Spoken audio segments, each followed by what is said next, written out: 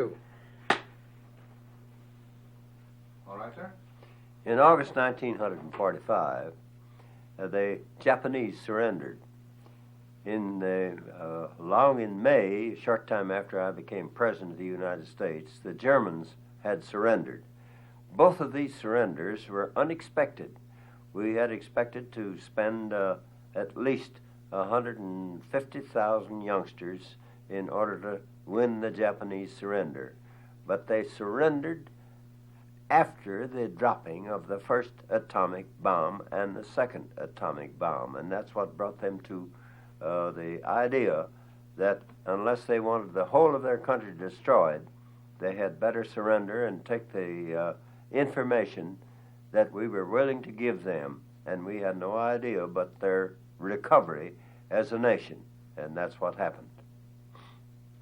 Sir, could you tell us that after World War I, that World War II was brought to an end after a loss of at least 30 million casualties? It is estimated that there were 30 million casualties in the Second World War, which is the most terrible war that the world ever fought or ever had anything to do with.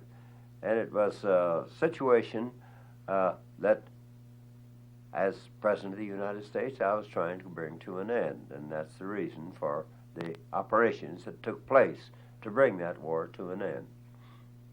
Very good. But there were 2,300,000 people on the government payroll at that time, the federal government payroll. And naturally, in that large percentage of the population, that large number of people who were working for the government, some bad ones had sneaked in, and we were trying our best to find who they were. But I was not going to fire anybody just because the un-American activities made charge against them. Because if I had, I'd have had to fire half the people in the government. Everybody got to the idea that everybody in the government was a communist or disloyal to the government of the United States, which was completely an absurd conclusion for anybody to come to. It wasn't so.